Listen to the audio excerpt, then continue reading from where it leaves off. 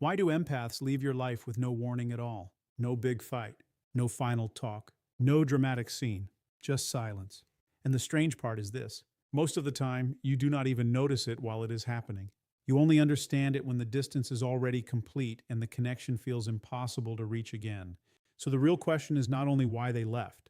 The deeper question is why you could not see the exit being built right in front of you. Because empaths usually do not vanish in one sudden move. They step away after a long inner process that most people never notice. Many people think empaths are just emotional, soft, and quick to react. That is the surface view. But the deeper truth is very different. Empaths do not move through life the way most people do. You may react to moments and move on fast. They study patterns and keep emotional memory. You might forget a tone, a missed moment, a small cold reply. They often do not. Every exchange with an empath is being felt, weighed, and stored, even when they seem calm and normal on the outside. That is why their leaving can feel confusing. It looks sudden from the outside, but it almost never starts suddenly on the inside. It is usually the last step of something that has been growing for a long time. And if you miss that process, you miss the real story. Stay with me, because this is where most people get it wrong. They think nothing is happening because nothing loud is happening. But quiet does not mean empty. Silence does not mean there is no pain. In many cases, silence means the deepest kind of processing is already underway, and by the time you finally feel the shift, the emotional ending has already been written inside them. The first reason this happens is emotional overload, and most people misunderstand what that actually means. Empaths often do not show pain the moment they feel it. They do not always react fast. They do not always argue. They do not always say, "That hurt me." Instead, they take it in. They absorb it. Not just emotionally, but mentally too. A small change in your tone. A moment when you brushed past something important to them. A time when you were distant, when they needed warmth most. A moment when your reply felt colder than it should have. For you, these may seem small, normal, forgettable. You move on in minutes. But empaths can register these moments on a much deeper level. And instead of throwing that feeling outward, they often keep it inside. No complaint, no big scene, no warning. Now imagine that happening again and again over time. One small hurt may not matter. A few may still be forgiven. Even repeated mistakes can be understood for a while. But when many little emotional cuts keep stacking up, they create a quiet kind of weight. This is where people misread empaths badly. They think that because there was no visible reaction, there was no damage. But that is not how it works. Silence is not the absence of feeling. It is feeling without display. At first, the empath tries to explain your behavior in the kindest way possible. They tell themselves maybe you were tired, maybe you were stressed, maybe you did not mean it that way, maybe next time will be different. They keep giving room. They keep making excuses for you. But deep inside, the system keeps filling. Slow, quiet, steady. And here's the part almost nobody sees. That emotional load keeps building even while the relationship still looks normal on the surface. So by the time anything changes on the outside, the inside may already be carrying far more than you ever guessed. Then there comes a point where that inner weight reaches its limit. And when that happens, empaths usually do not explode. They do not create chaos. They do not suddenly become cruel. Emotional overload in an empath often turns into shutdown, not drama. That is an important difference. Their energy starts pulling back. Their responses become flatter. Their warmth softens. They stop reaching with the same effort. They stop trying to explain every feeling because it starts to feel useless and too heavy. Not because they no longer care, but because they have cared for too long without enough balance. This is where the real departure begins, and it starts long before they physically leave. First, they leave from the inside. Their heart gets quieter. Their expectations get smaller. Their emotional risk drops. They begin protecting parts of themselves you once had easy access to. And if you are not paying close attention, you may still think everything is fine because there is no obvious event to point to, no single scene, no final sentence, just a slow reduction in openness. This is why it feels so shocking later. You were looking for a loud ending, but their system was moving toward a silent one. And that silence can be deceptive. It can look like patience. It can look like maturity. It can even look like peace. But underneath it may be the final stage of emotional fatigue. Watch this carefully because this next part matters even more. People often think the empath is being unclear or unfair for leaving quietly. But from the empath's point of view, there were many signals, just not spoken in a dramatic way. The hurt was not hidden because it was fake. It was hidden because they were still trying to carry it without breaking the connection. And once that carrying becomes too much, they do not always ask for one more talk. Many times, they simply begin to disappear inwardly long before anyone notices the emotional lights going dim. The second reason empaths disappear is pattern recognition. This is where things become deeply psychological, and it is also where most people completely miss what is happening. Empaths usually do not judge you from one mistake. They do not define you by one rough day, one bad reply, one missed call, or one emotional failure. Instead, they watch repetition. They pay attention to what keeps happening, not just what happened once. If you pull away every time things get hard, they notice. If you become warm only when it is easy for you, they notice. If your effort depends on your mood, your convenience, or whether life is going your way, they notice that too. But they often do not react right away. They do not rush to label you. In fact, they often do the opposite. They give you grace. They say maybe you are stressed. Maybe this week is hard. Maybe this is temporary. They try to understand before they judge. But all the while, the mind is doing what the mind always does. It is gathering data. It is connecting behavior. It is building a pattern in the background. And empaths are usually very sensitive to this process. One moment becomes part of a larger picture. One inconsistency joins another. One excuse starts sounding like the last 5 excuses. Slowly, an inner model of who you are begins to form. And once that model becomes clear, something changes. Your words start losing power. Not because the empath wants to be cold, but because repeated behavior weighs more than promises. They stop listening only to what you say and start listening to what you consistently show. That shift is huge because connection is not built on feelings alone. It is held together by reliability. When your behavior is steady, attachment grows deeper. When your behavior breaks again and again, trust does not always snap in one loud moment. Often it wears down quietly like a rope under constant tension. And once the pattern becomes obvious, emotional closeness starts to fade even if the conversations are still going. This is the part many people never understand until it is too late. Once an empath sees the pattern, surprise begins to die. And when surprise dies, distance begins. They are no longer hoping in the same way. They are no longer waiting for a different version of you to suddenly appear. Their mind has started adjusting to the truth of what keeps happening. If you always withdraw when they need emotional presence, that gets stored. If you show care only in words, that gets stored. If you promise change but live the same cycle again, that gets stored too. And because empaths often stay calm while this process unfolds, the other person thinks everything is still safe. But internally, something is shifting from trust to observation, from hope to clarity. Once that happens, attachment becomes harder to maintain. Not because empaths are unforgiving, but because they stop living in possibility and start living in pattern. And patterns are powerful. They shape what feels safe. They shape what feels real. They shape what the future of a connection seems likely to be. So, even if you do not see a problem, the empath may already be responding to a long line of repeated signals that you never noticed as a whole. This is why their leaving can feel unfair to someone who only remembers separate events. But the empath is not reacting to separate events anymore. They are reacting to the design that those events created over time. And once that design becomes clear enough, their emotional system begins stepping back on its own. Not fast, not with drama, just quietly, one layer at a time. If you have ever wondered why someone seemed fine and then suddenly turned distant, this is often the hidden reason. It was not one day. It was a collection. It was not one hurt. It was a pattern. And once the pattern becomes stronger than the promise, the bond starts thinning even before either person says it out loud. The third reason is subtle trust breakdown. Most people think trust only breaks through something huge, something obvious, something dramatic enough to force an ending. But for empaths, trust often changes through very small moments, micro moments, tiny emotional experiences that may look harmless on the surface but carry real weight over time. Maybe you did not respond with care when they needed comfort. Maybe you brushed off something meaningful because it did not matter much to you. Maybe you failed to show up in the way they naturally hoped someone close would show up. Each moment alone might seem small. You may not even remember it later. You may think nothing important happened. But empaths do not usually store emotional life as isolated events. Their mind connects experiences. It forms associations. It builds a silent map of what your presence feels like. Safe or unsafe. Consistent or unstable. Warm or draining. Real or unreliable. And that map changes slowly. Every little moment adds a mark. Every interaction helps shape how they experience you. Not based on your intentions alone, but on the pattern of how you actually show up. Over time, the emotional meaning of your presence can start to change. You may still look like the same person. You may still speak the same way. You may still believe the bond is intact, but inside the empath, the felt response has shifted. That is what makes this so hard to detect. Externally, very little may look different at first. Internally, almost everything may be moving. Here is the hard truth.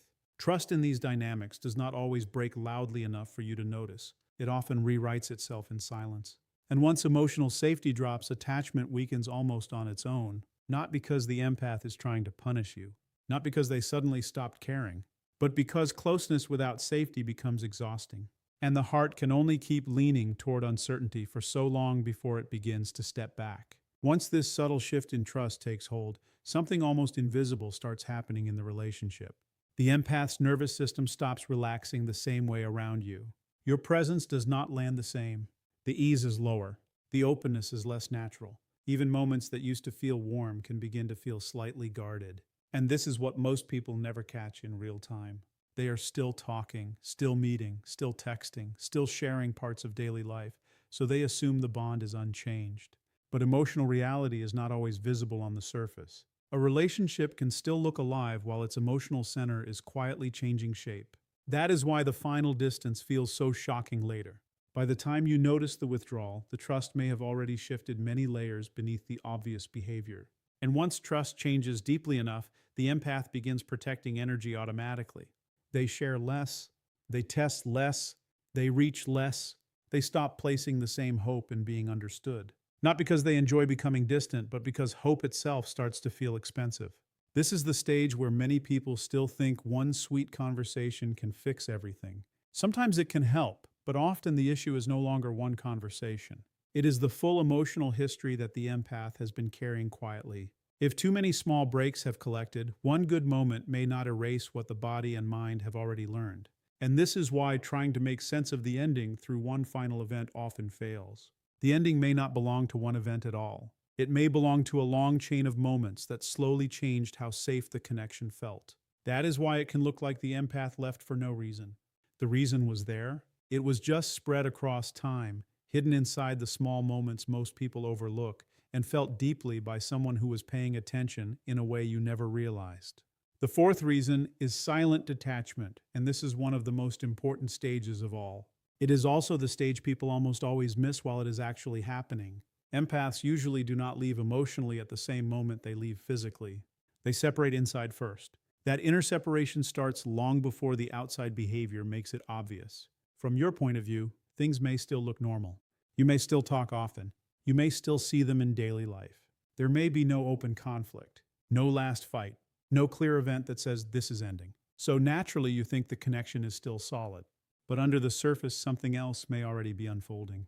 Their emotional involvement starts decreasing in quiet stages. First, the intensity softens. Things that once made them light up no longer create the same warmth. Then their expectations begin to drop. They stop hoping for the same depth, the same understanding, the same emotional consistency they once hoped for. Not because they suddenly want less, but because they are starting to prepare for less. After that, their engagement changes. Conversations become lighter, less personal, less vulnerable, less invested. They may still be kind. They may still be present in basic ways. But the deeper emotional current is no longer moving with the same force. This is what makes silent detachment so hard to see. All of it happens internally first. So while you are still living in what feels like the same relationship, they are already experiencing the bond as something that is fading. And because this does not come with obvious warning signs, you do not respond to it. You normalize it. You tell yourself they are tired, busy, distracted, under pressure. Maybe they are. But maybe they are also slowly stepping back from a connection that no longer feels safe enough to hold with their full heart. And here is why this stage is so powerful. By the time the physical withdrawal finally arrives, the emotional leaving is often already finished. When they stop replying with the same warmth, when they stop reaching out first, when they become harder to access, when the silence becomes real and lasting, you are not seeing the start of the process. You are seeing the final visible proof of something that was already decided inside. That is why it feels sudden to you. But for them, it may have been unfolding for weeks, months, sometimes even longer. This is where people often say, if it was that serious, why didn't they tell me? Sometimes they did, just not in the dramatic way you expected. Sometimes it was in the lowered energy, the softer enthusiasm, the shrinking effort, the smaller risks, the reduced emotional depth. But because these are quiet signs, they are easy to ignore. Especially if you are used to thinking that real problems always arrive with big noise. The truth is, some of the biggest emotional endings happen in near silence. They happen in lowered expectation, in reduced emotional motion. In the quiet moment when someone stops believing that being fully open with you is worth the cost. And once that point is crossed, even love may not behave the same way. Care may still exist, but it no longer reaches with the same trust. Affection may still exist, but it no longer leans forward. The bond begins existing at a distance even before the bodies do. This is why the final disappearance can feel like a mystery. But the mystery is not that the empath left. The mystery is that so much changed before the visible ending, and almost none of it was loud enough for you to notice while it was happening. The fifth reason is self-protection turning on. At a certain point, something changes inside an empath, and it is not loud or dramatic. There is no wish to hurt you back, no revenge, no need to make a speech.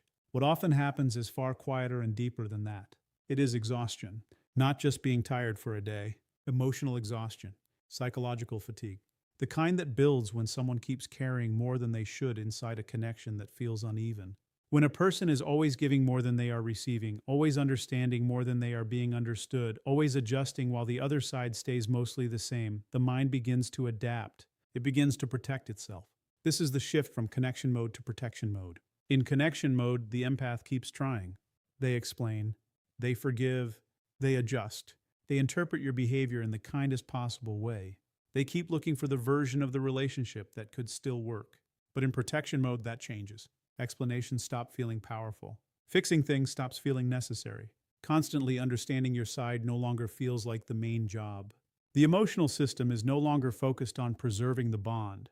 It is focused on preventing more damage. And in that state, one thing starts mattering more than all the rest. Emotional safety, not romance, not history, not potential. Safety. If your presence has become linked in their mind with depletion, confusion, inconsistency, or stress, then the system begins to mark that connection as unsafe. Once that mark becomes stable, behavior changes almost automatically. They stop reaching in the same way. They stop trying to repair every break. They stop explaining every hurt, not because nothing matters anymore, but because caring has become too costly. And this is where people misunderstand the end. They expect a final confrontation. But in self-protection mode, empaths often move through withdrawal, not war. So instead of fighting, instead of trying to win one more conversation, instead of creating one last emotional scene, they leave quietly, completely, with very little noise. Because at that point, leaving is not really about emotion anymore. It is about survival. And that is why the ending can feel so clean and so cold from the outside, even when it was built out of years of feeling too much on the inside. At first, the distance may be so slight that you barely notice. A small drop in energy, a slight delay in response, a lighter tone, less emotional depth. Nothing that feels serious enough to question. Then over time, the distance grows. Less presence, less warmth, less real involvement in moments that once mattered. But because this change happens slowly, your mind adapts to it. You normalize it. You explain it away. You assume life is busy. You tell yourself the connection is still there. And by the time the absence becomes obvious, the inner decision may have been finished long ago. This is why people often feel confused after an empath leaves. They are looking for one final reason, one clean event, one conversation that explains everything. But often there is no single dramatic point to hold on to. There is only the long, quiet build of emotional strain, followed by the slow turning inward of a person who finally decided they could not keep paying the same inner price. If you are still listening, this is the part to remember. People do not always leave because they stopped feeling. Sometimes they leave because they felt too much for too long with too little balance. And when balance does not return, protection becomes stronger than attachment. Once that happens, their silence is not random. It is a boundary. Their absence is not always confusion. Sometimes it is clarity. And when someone reaches that level of clarity, no amount of last-minute intensity can easily undo what their inner world has already learned. So no, empaths do not disappear because they are unstable, impossible, or secretly careless. That is one of the biggest misunderstandings people carry after the connection ends. From the outside, it can look sudden, strange, and incomplete. But inside, it usually follows a very clear path. They become aware of repeated patterns, aware of emotional imbalance, aware of the cost their nervous system keeps paying in the relationship. That awareness does not come from one single moment. It grows through experience, through observation, through quiet internal processing. At first, they try to understand. They try to stay patient. They try to make meaning out of situations that do not feel fully fair or safe. They keep hoping, They keep translating your behavior into softer explanations. But over time, awareness sharpens into clarity. And once that clarity is strong enough, something shifts. They stop staying in places where their emotional world keeps getting drained, ignored, or stretched too far. Not because they want to punish anyone, not because they stop caring overnight, but because self-preservation finally becomes stronger than the bond they were trying to protect. At that point, staying no longer feels like love. It feels like loss.